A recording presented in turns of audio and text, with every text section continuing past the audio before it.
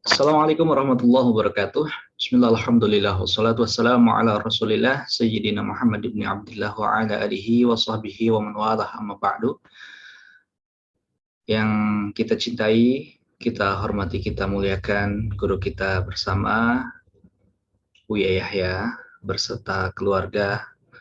Kita doakan beliau mudah-mudahan senantiasa diberikan umur panjang dalam ketaatan serta sehat walafiat, dimudahkan urusan-urusan beliau, dan tentunya hajat-hajat beliau.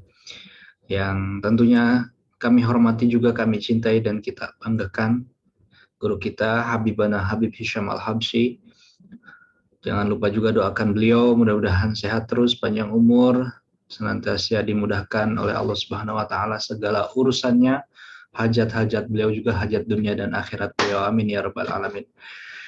Alhamdulillah sahabat semuanya, kita senantiasa beristiqomah malam hari ini dalam program rutin kita di komunitas atau di program wakaf pembangunan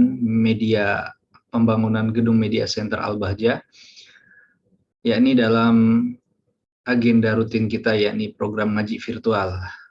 Dan ini sudah yang kesekian kalinya. Dengan Habib Hisham kita sudah masuk ke pertemuan yang kelima. Artinya sudah 1 bulan lebih.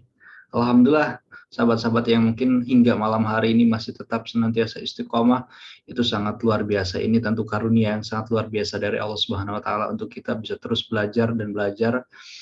Belum lagi dengan ustadz yang lain, dan insya Allah bulan ini juga kita akan ada agenda bersama Buya ya. Jadi mohon terus ikuti program ngaji virtual ini karena ini sangat penting sekali. Ada 2 materi, yakni fikih dan juga akidah yang akan kita pelajari dalam program ngaji virtual ini insya Allah. Baik, malam hari ini kita berlanjut bersama Habib Hisham Al-Habsyi dengan materi pembahasan akidah, insya Allah ya, sampai dengan nanti jam 9.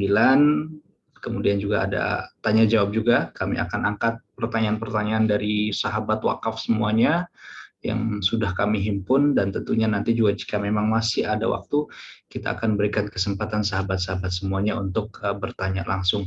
Namun sebelumnya kami ingin menyampaikan banyak-banyak terima kasih, jazakumullah ahsanul jaza, untuk sahabat-sahabat yang sampai saat ini masih tetap istiqomah dalam program wakafnya.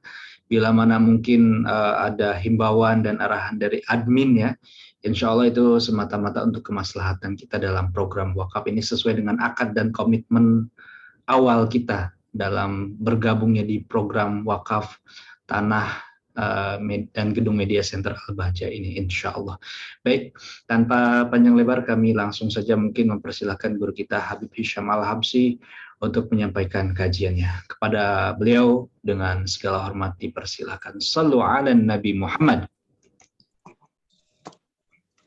Assalamualaikum warahmatullahi ta'ala wabarakatuh. Alhamdulillahil qawi sultanu al-wadhihi burhanuh al-mabsud fi wujudihi karamuhu wa ihsanuh. Allahumma salli salatan kamilah wa sallim salaman tamman ala sayyidina Muhammadin alladhi tanhallu bil 'uqad wa tanfariju bihil kurab. Allahumma inna na'udzubika min ilmin la yanfa' wa min 'amalin la yurfa' wa min nafsin la tashba' wa min du'ain la yusma'u min hadhil arba'. Rabbi ghfirli warhamni wajburni warfa'ni warzuqni wahdini wa'afini wa'afu anni amma ba'du. Yang kami hormati wabil khusus guru kita semua, Buya Yahya, kita doakan beliau mata'an Allah bitulih hayatih.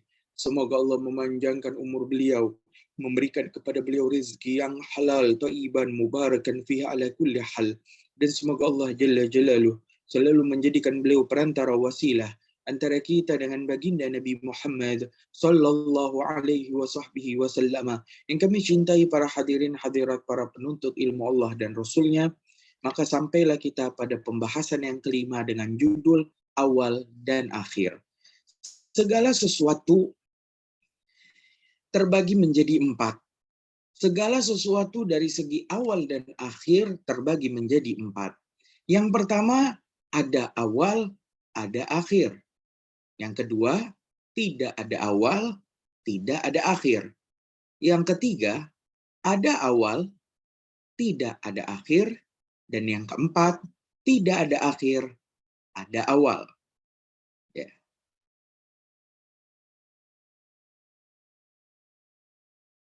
Yang keempat, mari kita bahalnya. Ya, pernah dilahirkan, ada pertamanya, ada saat mulainya, dan juga ada akhirnya. Bakal mati, bakal musnah, bakal hancur. Siapa itu? Yaitu semua ciptaannya Allah Subhanahu wa Ta'ala. Seluruh alam semesta itu ada awalnya dan juga ada akhirnya. Manusia contohnya. Manusia ada awalnya. Ketika ada seseorang yang lahir pada tahun 1999 dan saat ini umur ia adalah 22 tahun, maka awalnya bagi diri dia orang tersebut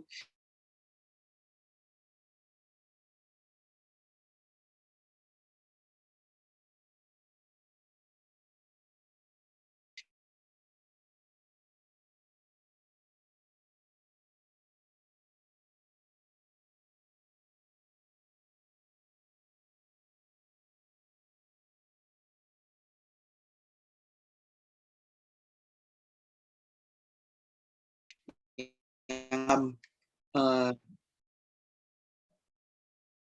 sesungguhnya saat ini kita tidak dalam kehidupan nyata. Sesungguhnya kehidupan nyata adalah nanti setelah di akhirat. Setelah kita mati, setelah di alam barzah, itulah kehidupan yang nyata. Saat ini sesungguhnya kita berada di dalam simulasi, di dalam dunia. Untuk apa? Alladzi khalaqal mauta wal hayata liyabluwakum ayyukum ahsanu amala. Allah menciptakan dunia, menciptakan kehidupan, menciptakan kematian. Tujuannya apa? Liyabluwakum ayyukum ahsanu amala. Untuk menguji kalian, siapa di antara kalian yang paling baik amal perbuatannya. Maka sesungguhnya kita berada di tempat ujian pada saat ini. Tetapi banyak manusia yang lalai, tertipu dengan ujian, bahkan gagal dalam ujian ini. Maka mudah-mudahan Allah sadarkan kita dan fahamkan kepada kita bahwasannya kita saat ini sedang berada di tempat ujian dan bukan tempat yang sesungguhnya. Ma'asyiral muslimin rahimakumullah. Begitulah sifat manusia yang ada awal dan ada akhir. Yang kedua adalah tidak ada awal, artinya tidak pernah diciptakan, tidak ada awalnya, tidak ada mulainya, tidak ada lahirnya, dan tidak ada akhirnya. Artinya tidak bakal mati, tidak bakal musnah, dan tidak bakal hancur. Siapa? Yaitu dialah zat yang berhak disembah, yang satu-satunya yang berhak disembah, yaitu Allah Subhanahu wa Ta'ala. Zat yang tidak ada awal, tidak ada akhir. Allah wujud qadimun baqi. Allah qadimun, maha terdahulu, tidak ada awalnya. Dan Allah baqi, Allah maha kekal, Allah tidak ada akhirnya. Allah Subhanahu wa Ta'ala berfirman, lam yalid wa lam yulad. Allah tidak melahirkan sehingga mempunyai anak, wa lam yulad, dan Allah tidak dilahirkan sehingga memiliki orang tua. Yang jelas Allah tidak ada awal dan tidak ada akhir, dan begitulah sifat Allah Subhanahu wa Ta'ala. Walaupun dunia ini kiamat, Allah tetap kekal dengan keabadiannya. Ma'asyiral muslimin rahimakumullah. Pembahasan inti kita pada pertemuan kali ini adalah yang ketiga, yaitu sesuatu yang ada awalnya, pernah Allah ciptakan, ada mulainya, tetapi tidak ada akhirnya, walaupun tiupan sangkakala malaikat Israfil yang kedua, yaitu kiamat, maka 7 hal ini tidak bakal berakhir. Apa saja itu yang pernah diciptakan oleh Allah sebagai makhluknya, tetapi tidak ada akhirnya, yaitu ada 7. Yang pertama, kita bahas satu persatu. Yang pertama adalah Arash. Apa itu Arash? Arash adalah istananya Allah Subhanahu wa Ta'ala. Begitulah Presiden Indonesia. Di negeri Indonesia ini mempunyai 7 istana kepresidenan. 1 di Bali, 1 di Jogja, 1 di Bogor, ada di Jakarta, dan di tempat lainnya. Ada 7 istana kepresidenan. Padahal presiden kita hanya 1. Bahkan dikatakan presiden yang sekarang, Bapak Joko Widodo, tidak tinggal di dalam istana kepresidenan, tinggal di luar daripada kawasan istana kepresidenan. Artinya, istana belum tentu ditempati. Begitu juga Allah Subhanahu wa taala, zat yang mukhalafatul lil hawadisi. Allah berbeda dengan makhluknya. Kita makhluknya butuh tempat untuk tinggal, butuh rumah, istana untuk berada di dalamnya. Allah tidak butuh tempat. Begitulah Allah ciptakan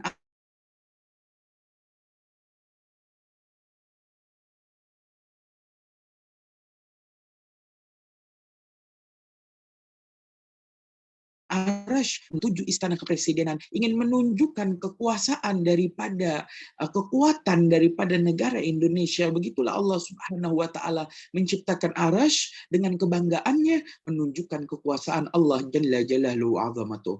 Ketika peristiwa Isra Mi'raj, baginda Nabi Muhammad SAW mengatakan, ketika aku di sorga, aku melewati sebuah pohon yang ketika ada orang, seandainya ada orang berjalan di bawah bayangan pohon tersebut, maka dia tidak akan menemukan ujung bayangan satunya kecuali ia telah berjalan selama 1000 tahun. Jadi ingin melewati batang pohon, bayangannya itu harus lewat 1000 tahun dulu. Sebesar apa itu pohon yang ada di dalam surga? Itu baru pohonnya. Bagaimana istananya Allah Subhanahu wa taala? Allahu Akbar. Allah Maha Besar. Ma'asyiral muslimin rahimakumullah. Maka begitulah arash Allah ciptakan.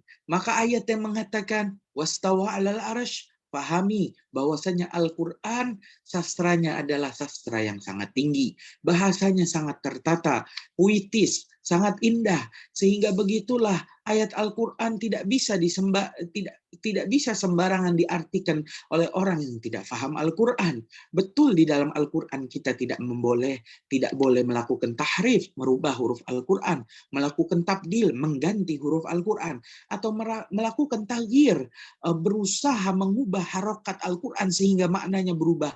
Maka ini hukumnya adalah haram, tabdil, tahrif, dan taghyir. Tetapi di dalam ayat Al-Quran kita boleh melakukan takwil. Kenapa? Bukan hanya boleh, tapi wajib agar jelas pemahaman kita. Karena Al-Quran begitulah. Al-Quran tidak semua ayatnya bisa diartikan secara tekstual. Ada beberapa ayat Al-Quran abstrak yang harus diartikan secara kontekstual sehingga pemahaman kita menjadi pemahaman yang benar. Ketika Habib mengatakan tangan kanan Habib adalah Pak Budi, maka jika kita artikan secara tekstual, kebayangnya apa? Habib punya 2 tangan, tangan kiri dan tangan kanan. Tangan kanannya Habib kebetulan adalah Pak Budi. Kebayang nih, tangan kanan Habib adalah manusia lagi. Jadinya itu tekstual namanya. Artinya jadi ngaco, pemahamannya jadi salah, jadi sesat. Maka ayat ini, kata-kata bahasa Indonesia ini, Habib Hisham punya tangan kanan namanya.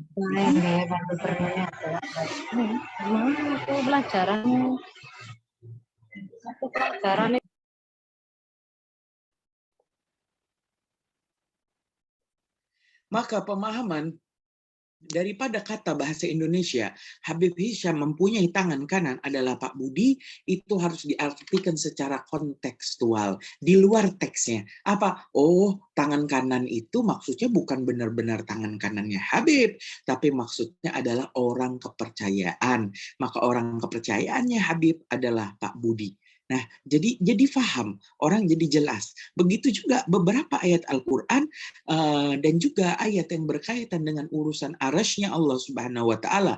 Ar-Rahmanu 'alal arsy istawa, tsumma istawa 'alal arsy. Maka ayat-ayat ini jika diartikan kemudian Allah bersemayam di atas istananya, sehingga terbayanglah di otak Allah itu mempunyai istana di langit, sehingga Allah kapan selesai dengan urusan manusia, Allah terbang ke langit, masuk ke istananya, istirahat di istananya. Maka ini adalah keyakinan para penyembah dewa-dewi yang mereka meyakini dari agama Buddha ataupun Hindu, dewa-dewi yang mereka sembah selama ini mempunyai istana di atas langit sana. Ini berbeda dengan pemahaman Arsy di dalam Islam. Arsy diciptakan oleh Allah Subhanahu wa taala untuk menunjukkan kekuasaannya. Begitulah Allah Maha Mampu, Maha Berkuasa. Tapi mengapa Allah butuh malaikat Jibril untuk menurunkan wahyu? Allah butuh malaikat Mikail untuk menurunkan rizki. Allah butuh malaikat Israel untuk mencabut nyawa? Ya, bukan karena Allah butuh, tapi Allah ingin menunjukkan kekuasaannya dengan banyak ciptaannya yang patuh terhadap Allah Subhanahu wa taala. Ma'asyiral muslimin rahimakumullah. Makhluk kedua yang ada awal pernah diciptakan dan tidak ada akhirnya walaupun terjadi kiamat tetap kekal adalah kursi.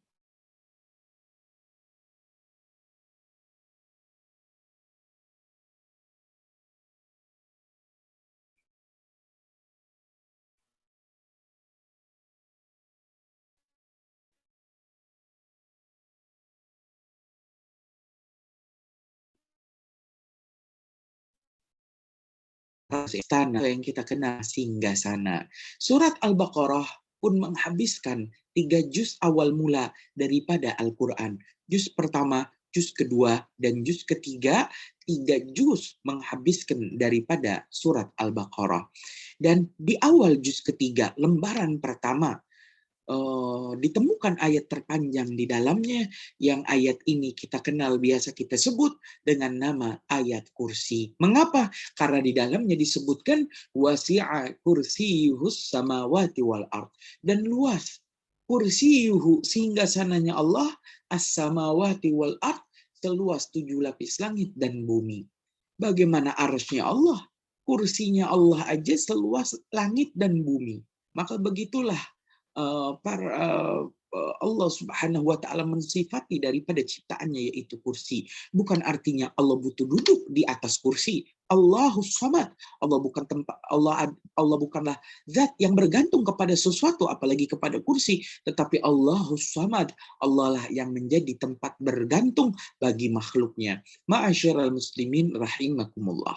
Yang ketiga adalah qalam. Apa itu qalam? Ini kolamnya, kolamun bulpen. Allah Subhanahu wa taala di atas langit ketujuh, Allah ciptakan Baitul Ma'mur, kembaran Ka'bah. Ka'bah mempunyai kembarannya, yaitu Baitul Ma'mur di atas langit ketujuh, tempat tawaf para malaikat. Di atas itu Allah menciptakan daripada kolam. Apa itu kolam?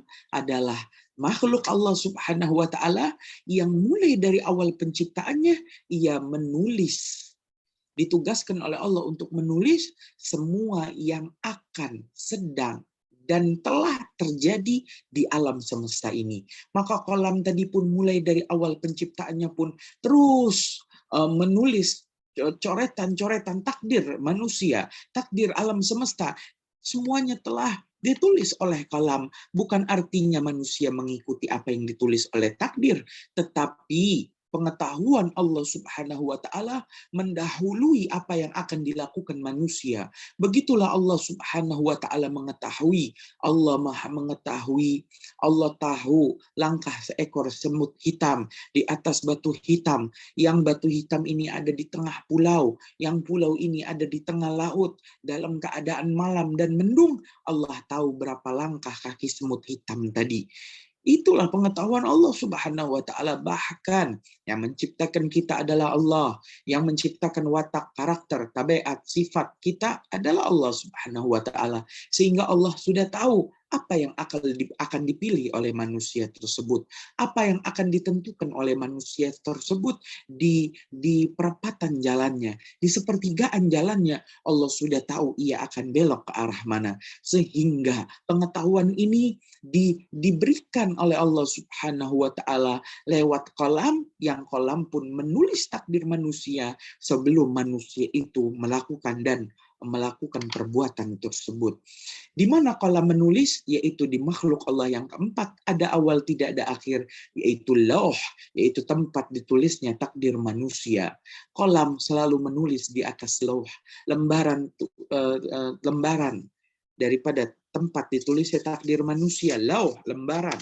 Kolam terus menulis di atas lembaran tadi tentang takdir manusia, sehingga malam kelahiran Nabi 12 Rabiul Awal, malam Senin tahun gajah, Allah Subhanahu wa taala berfirman di dalam surat As-Saff, yaitu satu surat setelah surat Yasin, juz 24 ayat ke-6 hingga ayat ke-10, Allah Subhanahu wa taala berfirman, "Inna zayyana as-samaa'a bizinatil kawakib wa hifdzan min kulli syaitanin marid." Inna, sesungguhnya kami, zayyana as-samaa'a, menghiasi langit dunia, bizinatil kawakib, dengan hiasannya berupa bintang gemerlap. Bukan hanya itu, wa hifdzan, dan kami jaga langit dunia, min kulli syaitanin marid, dari setiap jin, dari setiap setan yang ingin mencuri berita tentang takdir manusia daripada Allah. Mulai malam 12 Rabiul Awal, malam kelahiran Nabi, Allah jaga langit dunia itu dengan malaikat-malaikat hafadzah, sehingga tidak ada lagi jin yang dapat mencuri berita, dan tidak ada lagi dukun yang dapat meramal karena mendapat bocoran berita dari Allah. Mulai malam itu, Allah pun berubah nama, sebagaimana disebutkan di dalam surat Al-Buruj ayat 21, fi lauhim mahfuz, dan begitulah takdir manusia dituliskan fi lauhin, di dalam lembaran mahfuz yang dijaga malaikat-malaikat hafadzah. Ma'asyiral muslimin rahimakumullah. Yang kelima, sesuatu yang ada awal dan tidak ada akhir adalah neraka. Allah Subhanahu wa taala menciptakan neraka beserta penghuninya. Neraka ada 7 lapis terletak di bawah jembatan Shiratal Mustaqim yang lebih tipis daripada rambut dan lebih tajam daripada pedang, yang jarak perjalanan Shiratal Mustaqim adalah 3.000 tahun. Naik 1.000 tahun, lurus 1.000 tahun, dan turun 1.000 tahun menuju surganya Allah Subhanahu wa taala. Di bawah Shiratal Mustaqim adalah neraka yang Allah ciptakan. Neraka nomor 1 bernama neraka Jahannam. Neraka Jahanam Allah siapkan bagi orang-orang Islam yang fasik, pernah melakukan dosa besar 1 kali, atau sering melakukan dosa kecil berkali-kali, dan sebelum wafat ia belum sempat bertobat dan beristighfar terhadap Allah Subhanahu wa taala. Maka begitulah seorang muslim yang memang tempatnya salah dan tempatnya dosa, seharusnya harus menjadi seseorang at-tawwabin, yang sering banyak bertaubat. Yang kapan kepleset nggak sengaja bermaksiat, maka dia harus langsung bertaubat kepada Allah dengan taubat nasuha, menyesal, berjanji tidak akan mengulangi, dan meneteskan air mata. Dan mencabut diri, menyesal, ditandai dengan tetesan air mata, dan juga berjanji tidak akan mengulangi. Taubatan nasuha tamhuha wa khaliqin nas bi khuluqin hasanin, ya, wa atbi'is sayyi'atal hasanah, kata Nabi. Dan ikutilah perbuatan baik itu dan ikutilah perbuatan buruk itu, perbuatan maksiat, dengan perbuatan baik. Tamhuha, niscaya perbuatan baik tadi akan menghapus daripada dosa-dosa perbuatan jahat tadi. Itu di antara cara bertaubat yang diajarkan oleh baginda Nabi Muhammad sallallahu alaihi wasallam. Tidak diterima taubat seorang hamba ketika nyawa telah ada di dalam di tenggorokannya, atau matahari telah terbit dari arah bukan terbit biasanya. Maka ma'asyiral muslimin rahimakumullah, at-tawwabin, orang yang sering bertaubat, adalah penting agar kita tidak mampir dulu ke neraka Jahannam nomor 1, yaitu neraka bagi orang-orang fasik. Yang kedua, di bawahnya ada neraka ladha, nazza'atal lisyawa, tad'u liman adbara wa tawalla fajama'a fa'au'a. Neraka ladha khusus bagi orang-orang Yahudi. Di bawahnya ada neraka sakar. Wa ma adraka ma sakar, la tubqi wa la tadhar, lawahatul lil bashar, 'alaiha 19. Neraka sakar diperuntukkan bagi mereka orang-orang Nasrani, baik orang Kristen Katolik, Protestan, Ortodoks, atau Kristen Koptik yang ada di negara Arab sana. Maka mereka akan kekal abadi di dalam neraka ketiga ini. Dan Allah menciptakan neraka-neraka tadi hingga yang ketujuh adalah neraka hawiyah. Wa ma adraka ma hiya narun hamiyah. Yang keenam, sesuatu yang ada awal dan tidak ada akhir adalah jannah atau sorga. Sorga ini adalah sorga yang belum pernah dimasuki oleh siapapun, walaupun oleh Nabi Adam. Karena sorga yang ditempati oleh Nabi Adam berbeda dengan sorga yang ada nanti di akhirat. Sorga yang ada di akhirat sudah ada mulai dari awal mulanya dan tidak bakal hancur. Sedangkan sorga Nabi Adam diceritakan letaknya adalah di antara langit-langit ketujuh. Ya, di antara langit dari langit 1 sampai langit ke-7, itulah sorga yang ditempati oleh Nabi Adam, Siti Hawa, ular yang menolong iblis, dan juga iblis laknatullah alaih. Yang ketujuh terakhir, ma'asyiral muslimin rahimakumullah, adalah ajabuz zanab. Apa itu ajabuz zanab? Atau kita bisa artikan dengan tulang ekor. Tulang ekor yang berada di ujung daripada tulang rusuk bagian belakang manusia adalah bagaikan memori yang dapat menyimpan berbagai ingatan kehidupan kita. Maka ingatan kita Allah simpan semuanya di tulang ekor kita yang dikatakan ajabuz zanab. Ada awalnya, yaitu ketika kita lahir bersamaan dengan kita yang menjadi bayi. Allah ciptakan ajabuz zanab tadi, dan ajabuz zanab tadi menyimpan memori kehidupan kita seumur hidup kita, kecuali di dalamnya adalah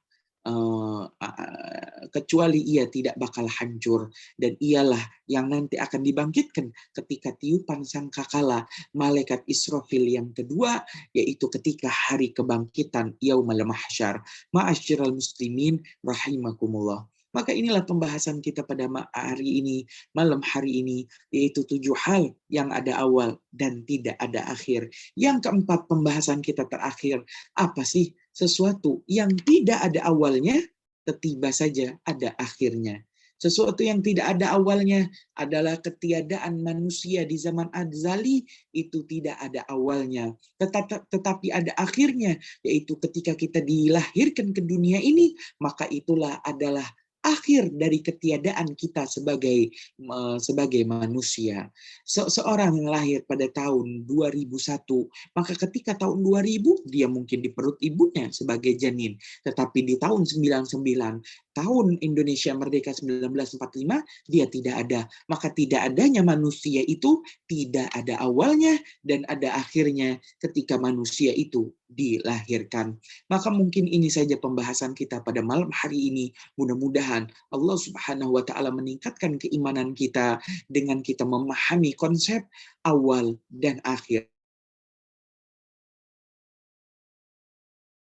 Sekian saya.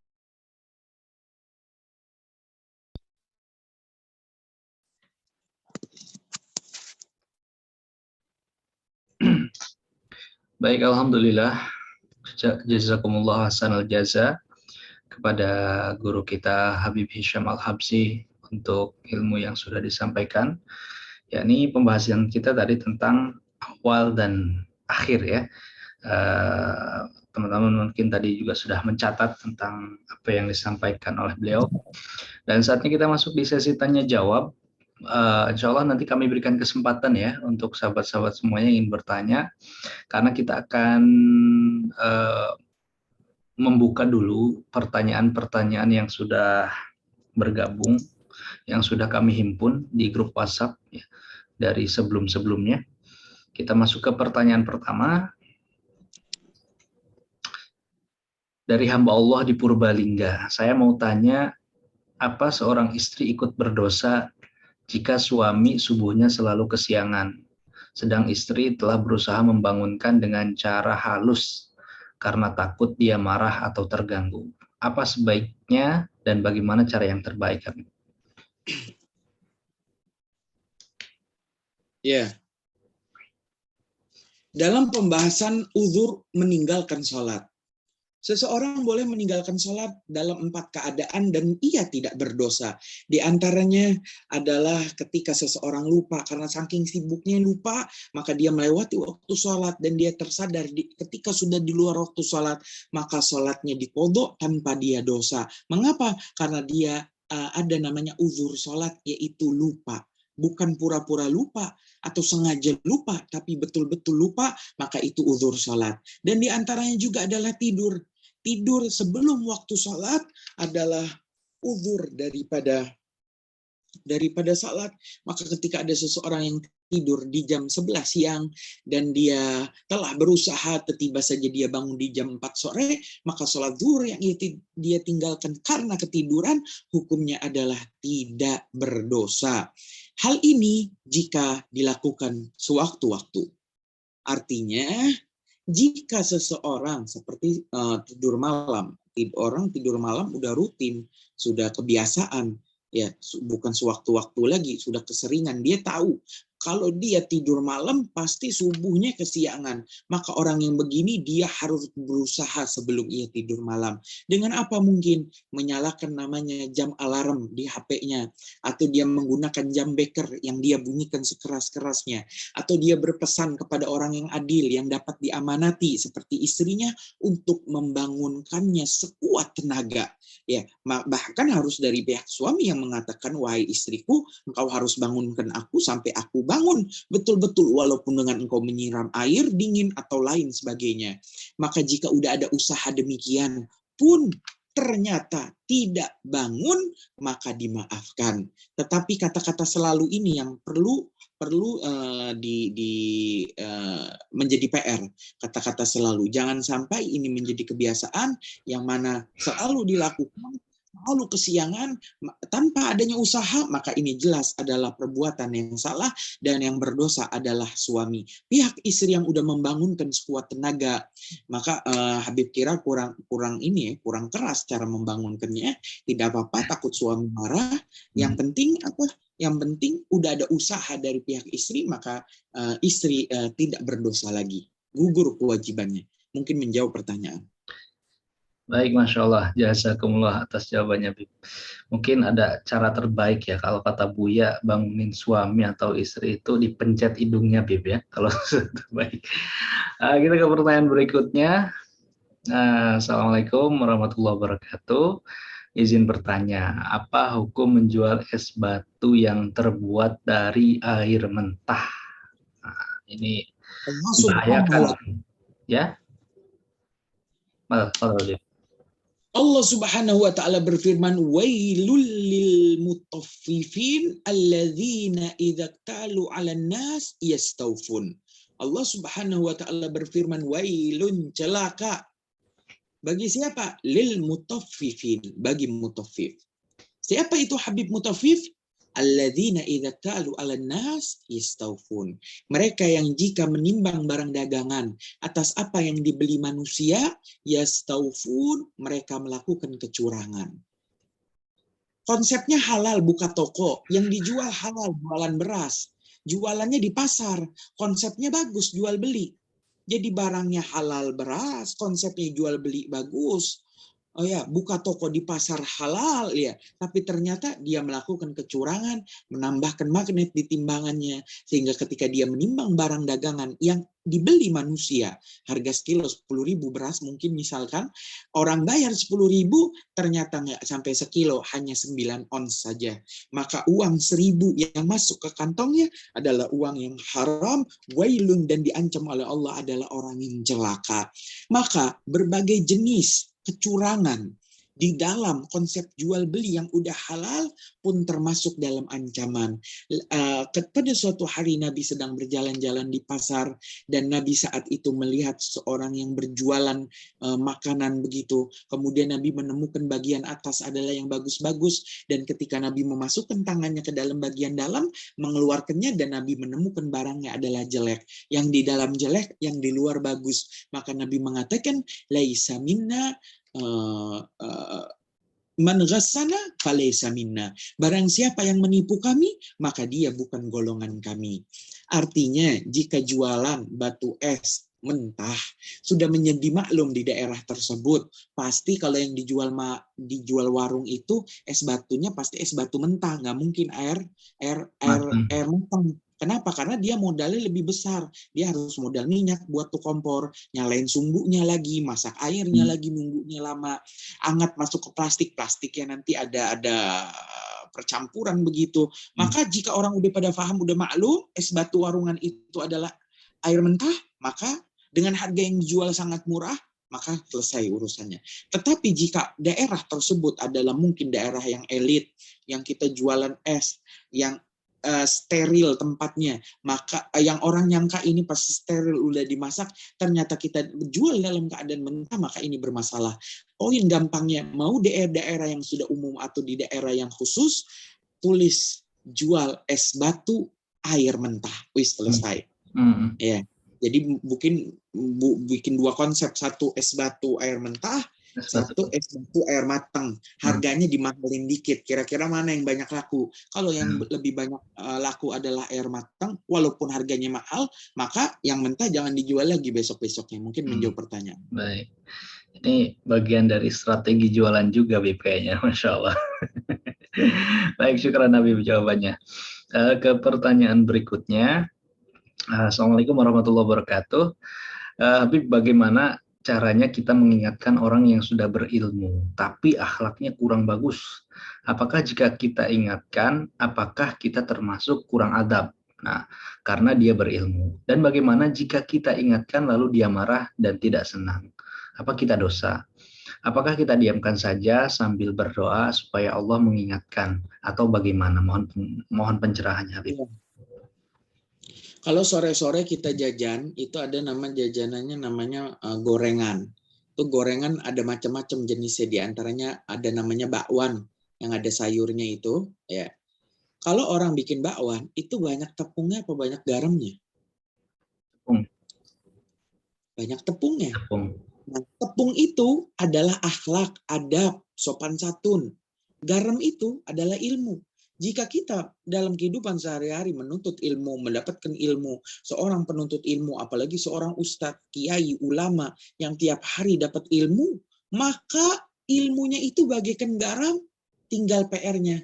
Gimana tepungnya itu banyak, gimana adab akhlaknya itu banyak, sehingga makanannya, gorengannya itu, bakwannya itu jadi bakwan yang enak. Nggak terlalu asin, ilmunya banyak, tapi tepungnya sedikit.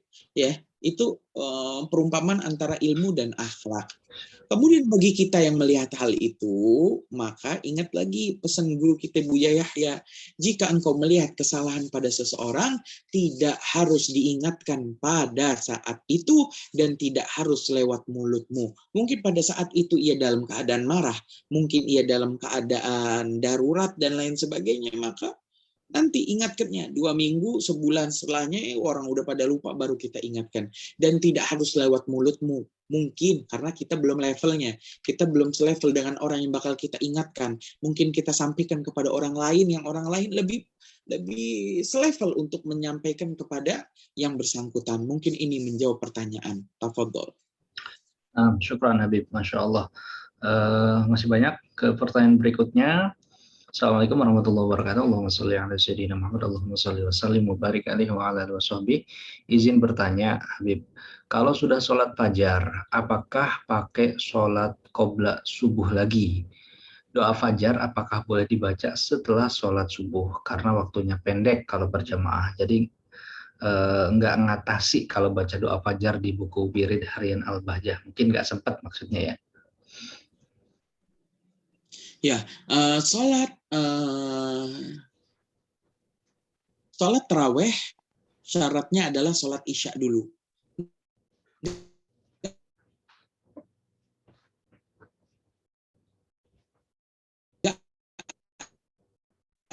Sholat.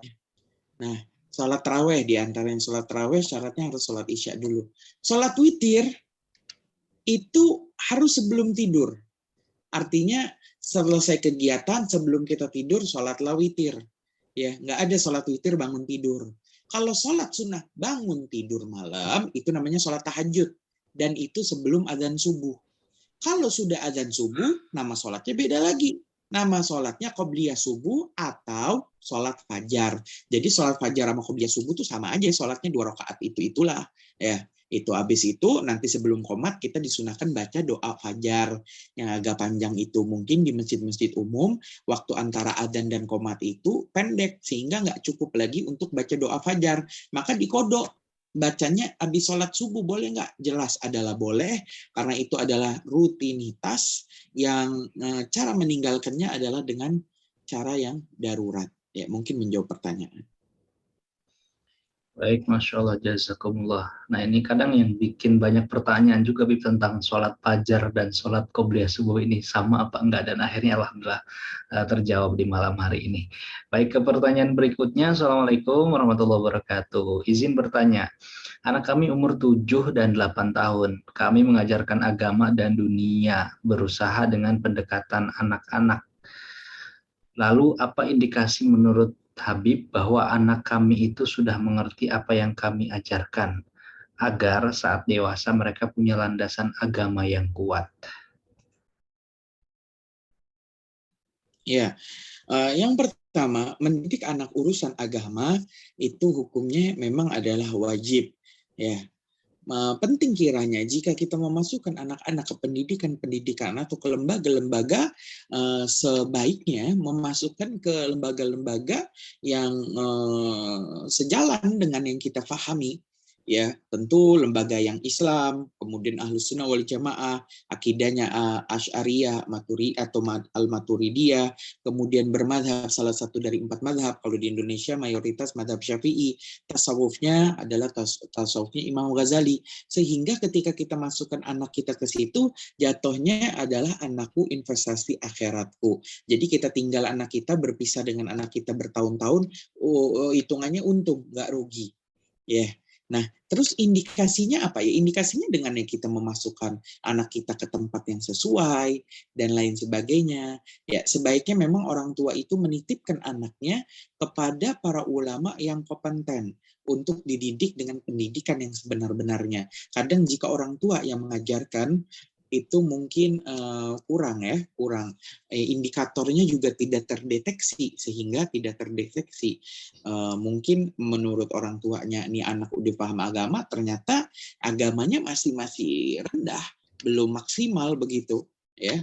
Itu ya mungkin bisa dititipkan kepada para ulama yang sangat dikenal di dalam madhab kita Ahlus Sunnah wal Jamaah. Mungkin menjawab pertanyaan. Baik, baik. Masya Allah, jazakumullah, Habib. Ke pertanyaan berikutnya, Afwan, saya ingin minta saran. Bagaimana cara membantu saudara lebih dari satu, yang semuanya sudah terbelit hutang, sedangkan saya sendiri juga belum mapan, dan saya juga menafkahi ibu. Meskipun saya seorang janda dan saya anak bungsu, dan saya juga sedang membiayai anak mondok. Kebetulan mondoknya juga di Al-Bahjah. Intinya, saya ingin membantu saudara-saudara saya karena dalam keluarga. Alhamdulillah, saya yang sedang paling diberikan kemudahan rezeki. Tapi saya juga belum mapan. Saya juga harus menafkahi ibu dan membiayai anak sendirian. Nah, ini dalam kondisi seperti ini bagaimana solusinya, Habib?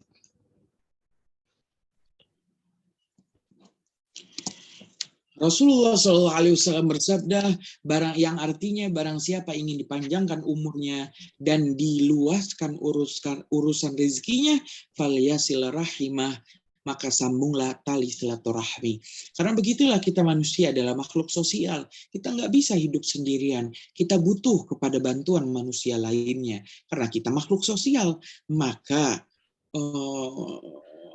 budaya bersilaturahmi itu perlu ditanamkan di dalam keluarga. Sehingga jika ada keluarga kita yang berkebutuhan, butuh akan sesuatu urusan kesehariannya, maka saudara kita itu tidak usah ngutang ke tempat lain.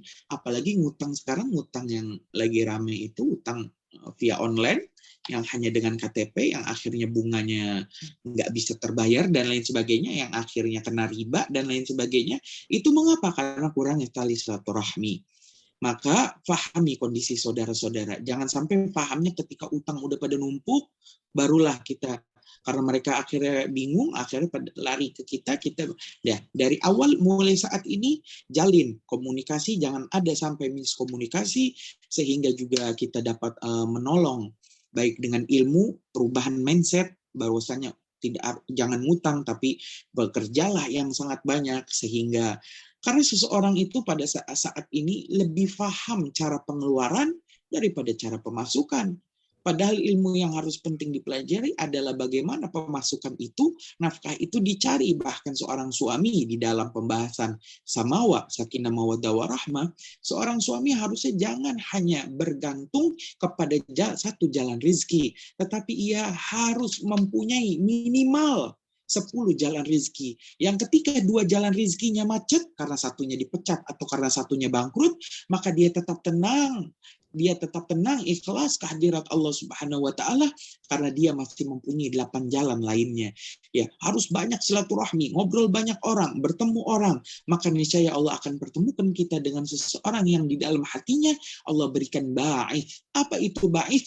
Ingin menolong kepada kita, kerentakan hati, menolong sesama, kebaikan yang timbul secara tiba-tiba. Maka Masya Allah, saudara yang bertanya, telah membiayai ibu kandung, kemudian membiayai anak yang sedang mondok, dan juga ingin berusaha melunasi hutang-hutang saudara-saudaranya yang saat ini baru terjelaskan. Maka musyawarah, bikin forum silaturahmi, pertemuan mingguan, mungkin lewat Zoom, banyak ngobrol dengan saudara-saudara, kira-kira pemasukan apa atau jalan bisnis apa yang bisa menolong keluarga besar ini menuju kesuksesan baik di dunia maupun di akhirat. Mungkin menjawab pertanyaan. Baik, Masya Allah. Jadi pada intinya tidak harus selalu langsung dengan memberikan materi ya, tapi mungkin bisa dengan memberikan jalan usaha atau masukan dan lain sebagainya. Baik, Masya Allah ya. Kita lanjut ke pertanyaan berikutnya, masih ada kurang lebih 5 pertanyaan lagi. Masih ada waktu insya Allah. Pertanyaan berikutnya ini lanjutan pertanyaan dari pertemuan sebelumnya tentang sumbangan-sumbangan atau pesan-pesan yang masuk. Assalamualaikum Habib, mohon maaf saya mau menambahkan pertanyaan. Pertanyaan ini sama seperti yang berlaku dengan saya, yaitu banyak sekali nomor masuk katanya dari yayasan ini itu minta sumbangan. Saya juga pernah memberi beberapa kali di yayasan yang saya tidak tahu. Tetapi setiap saya menyumbang, kok hati saya nggak tenang gitu. Takut kalau yayasan itu menipu, karena saya juga pernah tertipu. Yang saya mau tanyakan, apakah uang yang saya sumbangkan itu dapat pahala atau tidak? Karena hati saya nggak tenang, karena takut ketipu. Ya, jadi kita harus berdakwah dengan cara yang cerdas. Kita ingin menolong lembaga, itu harus berdakwah dengan cara yang cerdas. Yang pertama, kita beribadah. Tujuannya apa sih? Selain menolong sesama, tujuannya adalah amal jariah, agar pahala kita terus mengalir, terus Allah Subhanahu wa Ta'ala transfer pahalanya ke rekening alam barzah kita, walaupun kita menyumbang sekali tetapi terus berjalan. Karena apa?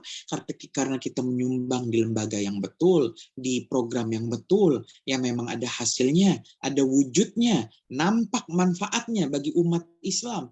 Maka lembaga-lembaga inilah yang harusnya lebih diutamakan. Di luar itu, jika ingin dilakukan cross-check sebelum melakukan sedekah via transfer atau via langsung, maka itu lebih baik lagi. Ya, cross-check, barangkali memang betul-betul lembaga itu adalah lembaga yang sangat membutuhkan. Kita datangi, minta alamatnya. Walaupun jauh, kita datangi. Ya, jika betul-betul ingin bersedekah dan ingin membantu, ketika kita pantau betul, maka kita kalau bisa, kalau takut uangnya dipakai, mungkin panitianya mungkin tidak amanah, takut begitu, masih agak was-was lagi, maka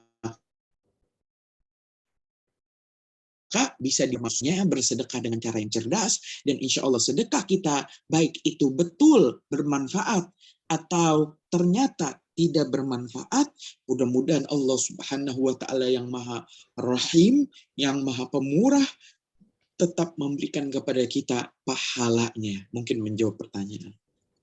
Baik, Masya Allah. Jazakumullah Habib jawabannya. Lebih hati-hati lagi ya, sahabat, untuk kita membantu lembaga-lembaga pendidikan. Tentunya harus dipahami dulu seperti apa akidahnya, seperti apa ajaran-ajaran yang diajarkan di dalamnya. Jangan sampai kita menyumbang ke lembaga-lembaga pendidikan yang nantinya malah akan menjerumuskan putra-putri kita ya menjadi musuh-musuh kita. Naudzubillah. Karena sekarang banyak sekali hal-hal yang seperti itu. Baik, kita ke pertanyaan berikutnya. Assalamualaikum warahmatullahi wabarakatuh. Allahumma sholli ala sayyidina Muhammad. Allahumma sholli wa sallim wa barik alaihi wa ala alihi washabihi. Izin bertanya Habib, kita sudah berniat kurban di hari kurban kemarin. Tapi sebelum dibelikan kambingnya, tiba-tiba saudara sepupu saya sakit parah sampai tidak bisa bicara karena menahan napas yang sesak. Dan akhirnya uang itu saya berikan dia untuk berobat ke rumah sakit. Pertanyaannya, bolehkah mendahulukan yang sakit ketimbang kurban yang waktunya cuma 1 tahun sekali? Fadhal Habib. Allah Subhanahu wa taala berfirman, "Fasholli li rabbika wanhar," dan salatlah terhadap Tuhanmu, wanhar, dan sembelilah hewan kurban. Maka hewan kurban itu waktunya tertentu, yaitu mulai dari Idul Adha, setelah takbir salat Idul Adha sampai asar hari tasyrik terakhir, hari ke-13. Waktunya pun habis, dan kesunahan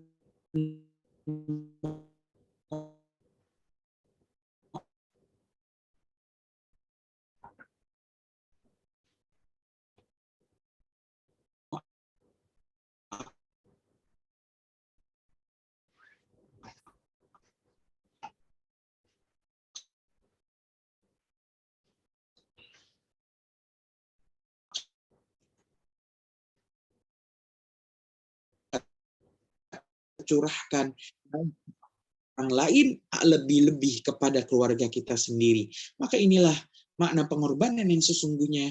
Mudah-mudahan Allah Subhanahu wa taala menerima kurban kita tahun itu bukan berupa kambing yang kita sembelih, tetapi berupa uang yang kita sembelih untuk saudara kita yang membutuhkannya untuk biaya pengobatan. Mudah-mudahan menjawab pertanyaan.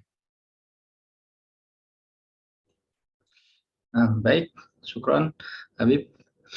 Pertanyaan berikutnya tentang waris Habib. Nah, ini pertanyaannya adalah bagaimana membagi waris jika suami meninggal. Dia meninggalkan 2 anak laki-laki dan 1 orang istri.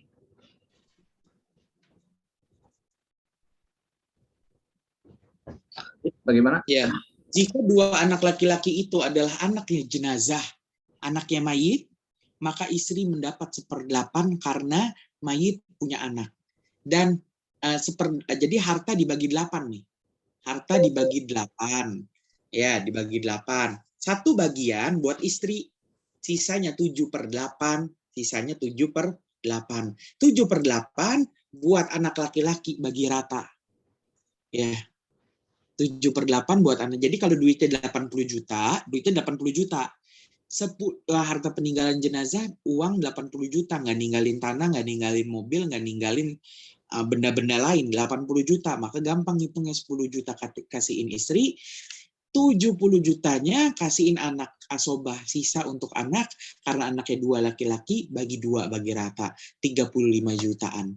Ya, jadi anak laki 35 jutaan, istri 10 juta. Mungkin menjawab pertanyaan. Baik, alhamdulillah. 3 pertanyaan lagi. Insya Allah masih cukup waktunya ya. Assalamualaikum warahmatullahi wabarakatuh. Habib, apakah saya boleh menagih janji kepada pihak lain terkait imbalan yang belum diwujudkan? Misalkan seperti ini, jika membantu proses kenaikan jabatan, dijanjikan biaya kuliah dan kendaraan. Dan faktanya proses tersebut alhamdulillah atas izin Allah terpenuhi, yang bersangkutan naik jabatan. Namun imbalan yang dimaksud tidak kunjung datang Habib. Nah, ini boleh nggak kita menagih janjinya? Ya, dalam permasalahan dunia perusahaan, maka lebih baik bagi bawahan itu tidak bertanya-tanya tentang imbalan yang akan dia dapat, baik itu dijanjikan atau sesuai dengan akad kerja di awal, atau hadiah, hanya hadiah saja. Maka baiknya tidak ditanyakan selama kerja. Baiknya adalah tunjukkan dulu bagaimana kinerja kita selama beberapa bulan, maka kita lihat hasilnya. Ya. pasti jika atasan kita adalah atasan yang adil dan betul-betul mengingat Allah Subhanahu wa taala, pasti ia akan memberikan daripada hasil yang seharusnya diberikan. Ya, baik itu wujud di dunia atau berupa pahala nanti di akhirat, sesuai dengan tujuan visi misi di awal. Ya. Jadi poinnya adalah jangan banyak nuntut, tapi laksanakan kewajiban. Laksanakan dulu kewajibannya, tunjukkan kinerja kita bagaimana, maka insya Allah kita mendapatkan hasilnya. Dan begitulah, jika mungkin atasan kita mungkin lupa, kita berhusnudzon lupa, maka mengingatkan adalah jalan terbaik. Fadzakir fa inna dzikra tanfa'ul mu'minin. Maka ingatkanlah orang-orang beriman, karena orang-orang yang beriman ketika diingatkan, mereka pun merasa bermanfaat. Fa inna dzikra tanfa'ul mu'minin, karena pengingat itu bermanfaat bagi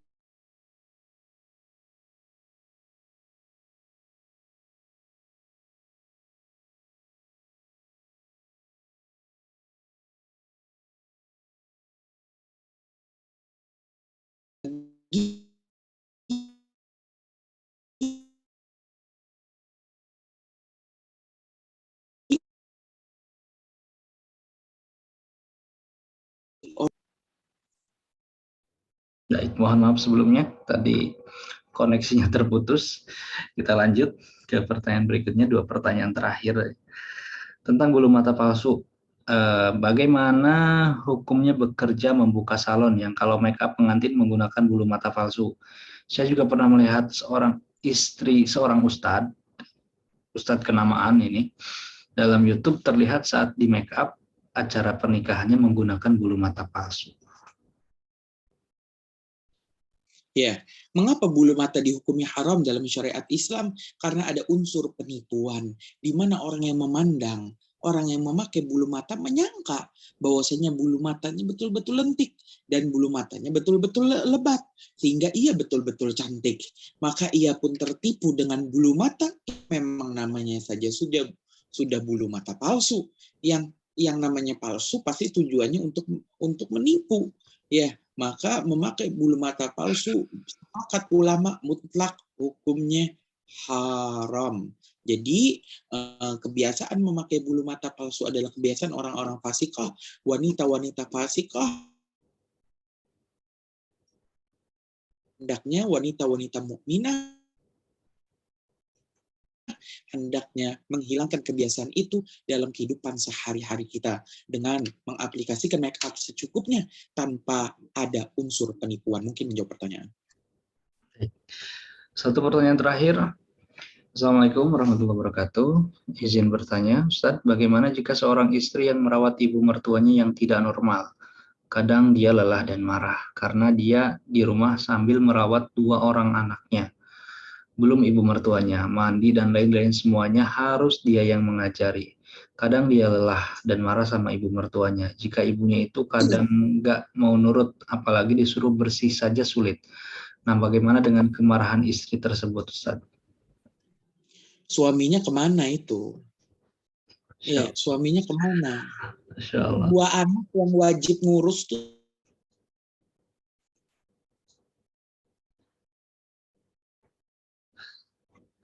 suami, ya. Orang tuanya suami itu suami yang wajib ngurus. Mana suaminya ini enggak? Dalam pertanyaan tuh enggak disebutkan suaminya tuh kemana. Ya, makanya Habib agak heran itu.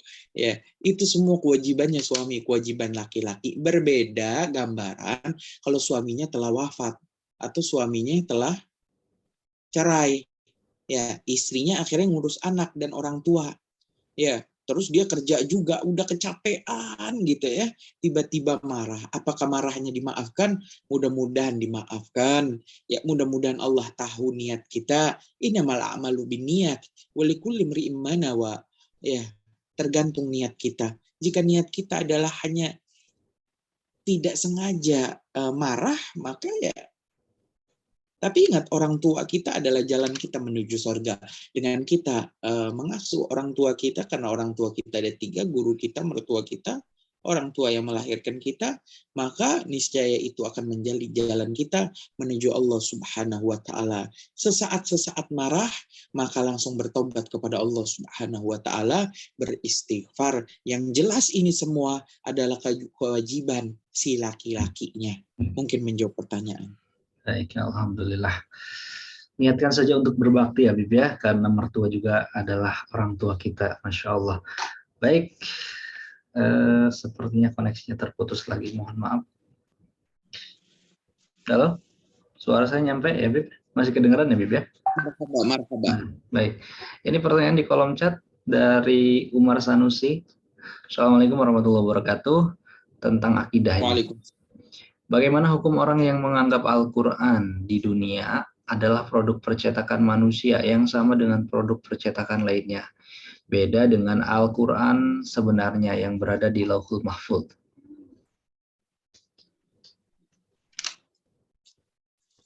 Ya, jadi panjang nanti insya Allah tema berikutlah.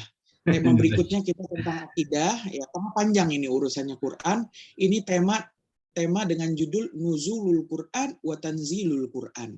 Jadi kita tahu, memang Al-Quran aslinya itu tidak ada hurufnya, tidak ada suaranya. Al-Quran yang ada nih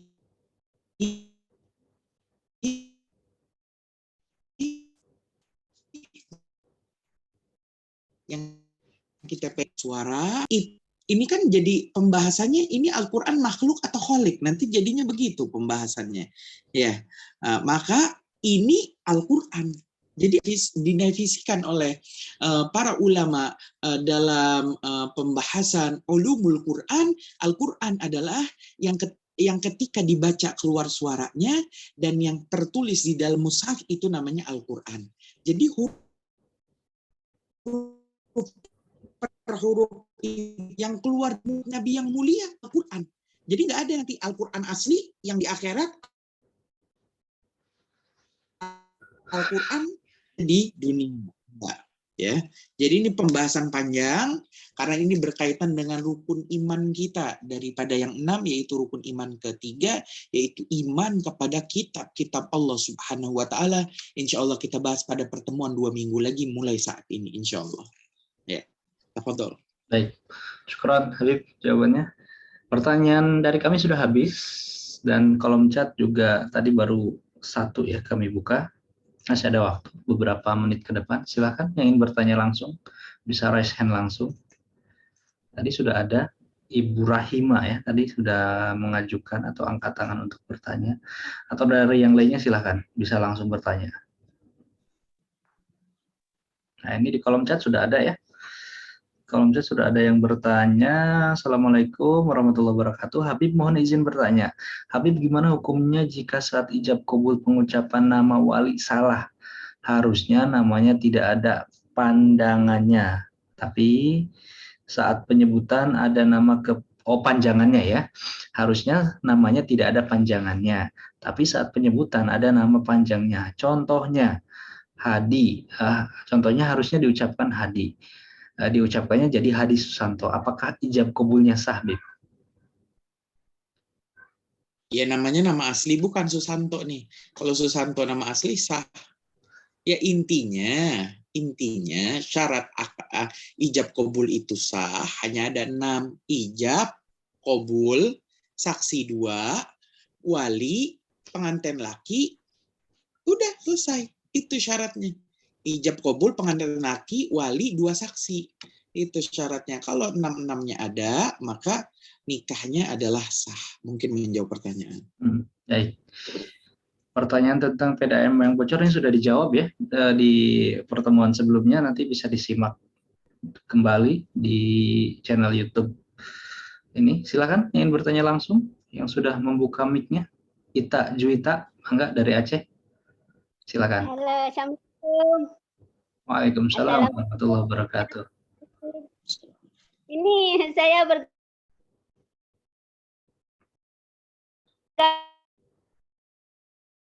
bergabung terlambat. Cuma kan pertanyaan saya kan yang ada tema yang tadi ada apa awal akhir gitu kan. Nah, yang saya tanyakan, yang setahu saya kan manusia hidup kan ada di 5 alam. Pertama alam roh, kedua alam kandungan, ketiga alam dunia yang sekarang kita Allahu Akbar. Karena baru pertama bergabung. Ketiga alam dunia yang sekarang kita rasakan. Keempat alam kubur dan kelima ya alam akhirat. Yang saya tanyakan, Habib bisa memperjelaskan bagaimana alam roh itu? Gitu. Baik, cukup pertanyaannya Ibu? Cukup. Baik, Iya, tentang yang saya pertanyakan, yang saya belum tahu itu kalau yang kita tahu misalnya dari alam kandungan kita belajar dari sekolah dulu tahu bagaimana kejadian manusia gitu kan. Alam dunia kita sekarang sedang alami. Alam kubur memang kita tahu bagaimana nanti di alam kubur. Alam akhirat kita tahu padang mahsyar, pertama pembangkitan padang mahsyar, ada telaga, ada pokoknya gitulah. Saya pun seterusnya alam akhirat tidak hafal semua, cuma paham gitu kan. Yang saya ingin tahu bagaimana alam roh itu, gambarannya alam roh itu. Baik. Boleh Cukup Habib Ibu ya? jelaskan? Cukup. Baik. Iya. Baik. Silakan Habib tentang Ini saya tentang alam roh. Alam roh. Alhamdulillahnya, waktu Habib umur 2 tahun, Habib lupa. Jadi waktu Habib kecil umur 2 tahun, momen-momen itu lupa. Bahkan sebulan, setahun yang lalu kita ada yang lupa. Itulah nikmat daripada Allah Subhanahu wa taala, nikmatnya lupa. Seandainya Allah berikan ingat ya dengan apa yang telah kita lakukan, maka kepala kita ini memori itu apa sih namanya, kepenuhan gitu ya. Over. Ngelag. Ya, bagaimana kita akan mengingat setiap detik yang kita lalui di dalam alam rahim, di dalam perut ibu kita, dalam keadaan yang sangat sempit itu, betapa menderitanya kita mengingat hal tersebut, tetapi Allah berikan nikmat yang namanya lupa. Alam roh adalah alam di mana Allah menciptakan kita. Kemudian Allah meminta persaksian kepada kita. Apakah kalian menyaksikan aku sebagai Tuhan kalian? Qalu bala. Mereka menjawab, para roh tadi menjawab, bala, ya kami menyaksikan engkau sebagai Tuhan kami. Tetapi begitulah baginda Nabi Muhammad SAW bersabda, kullu maulud yulad 'alal fitrah. Setiap bayi yang lahir ke dunia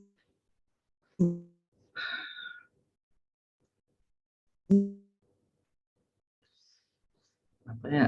Sinyalnya.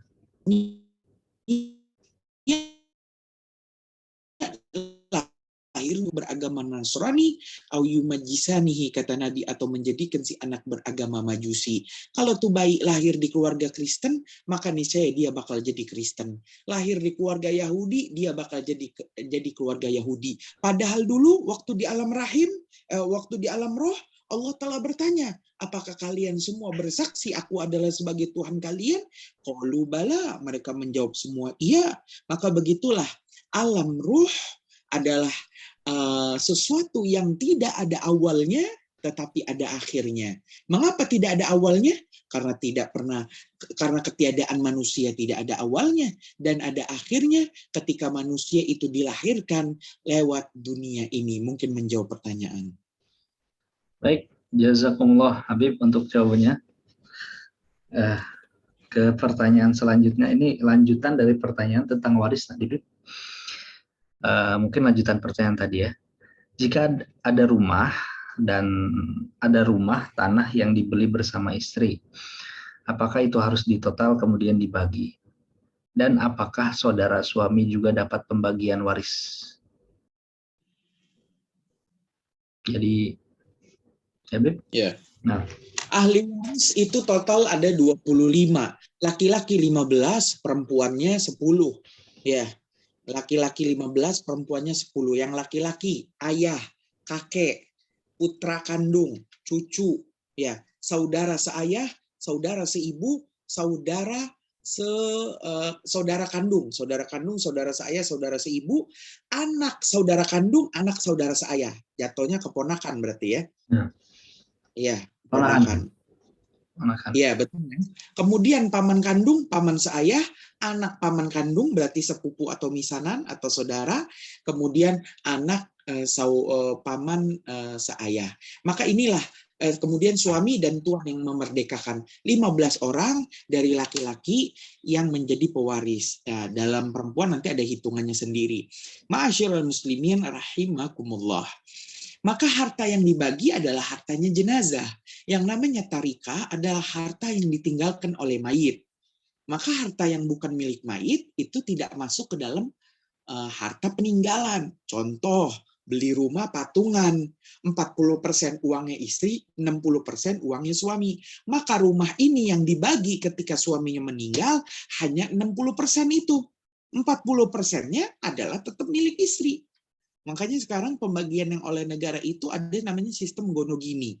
Ya, jadi dibagi rata karena namanya harta bersama. Kita dalam Islam tidak menerima itu. Kita menerima itu hartanya siapa? Yang beli siapa? Ya, yang berjuang siapa? Nggak ada dalam pernikahan harta bersama. Kalau patungan, patungannya berapa persen harus jelas. Ya, mungkin ini menjawab pertanyaan. Ya, jadi kalau dalam pembagian rumah atau tanah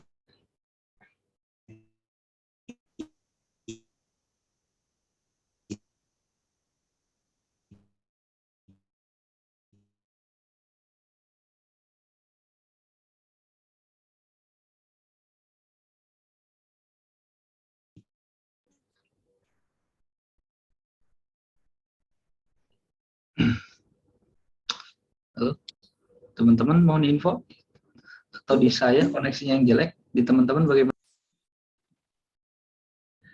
Baik, mohon maaf teman-teman, sepertinya sinyal di sini sedang tidak bersahabat, kembali terputus ya.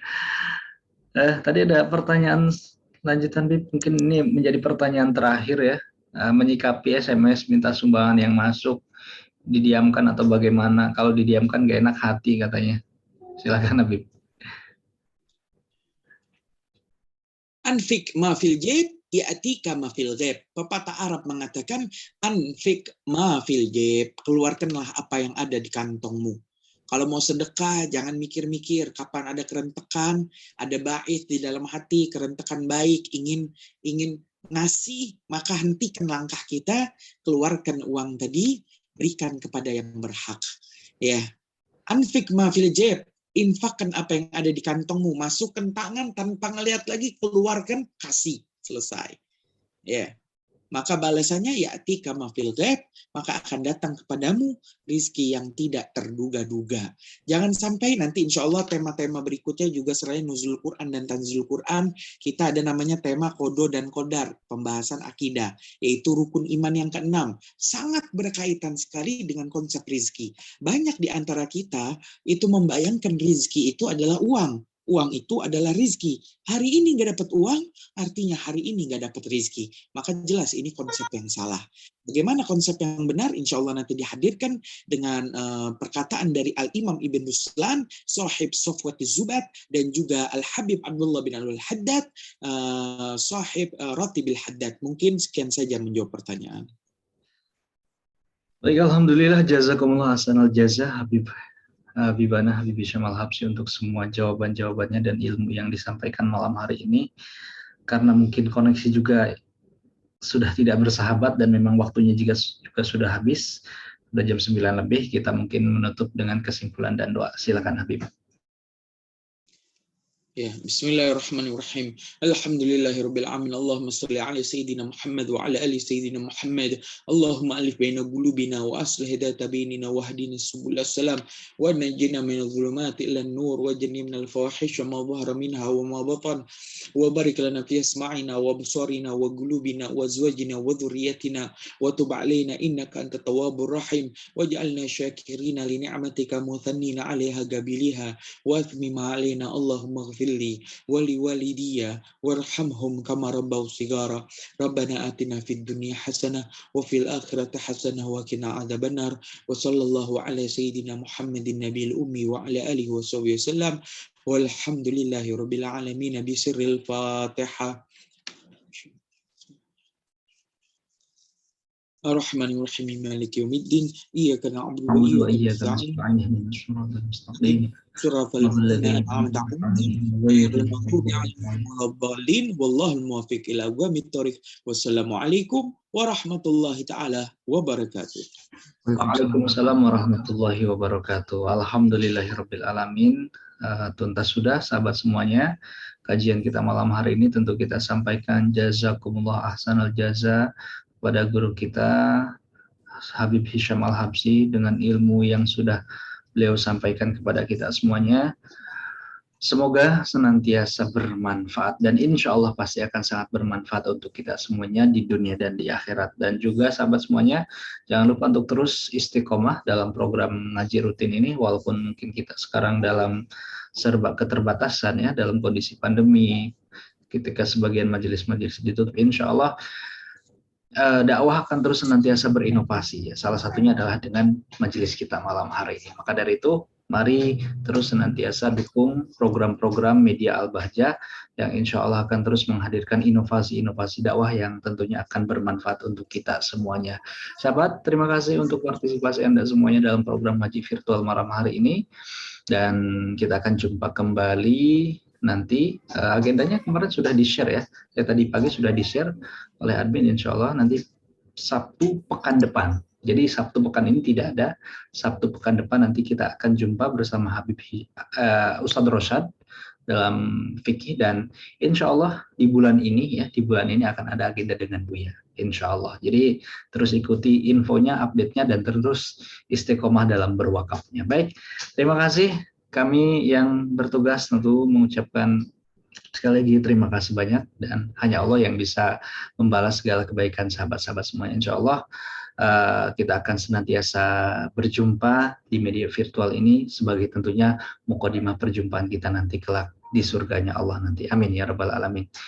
Kami tutup dengan doa kafaratul majelis. Subhanakallahumma wa bihamdika asyhadu an la ilaha illa anta astaghfiruka wa atubu ilaik. Assalamualaikum warahmatullahi wabarakatuh. Waalaikumsalam warahmatullahi wabarakatuh.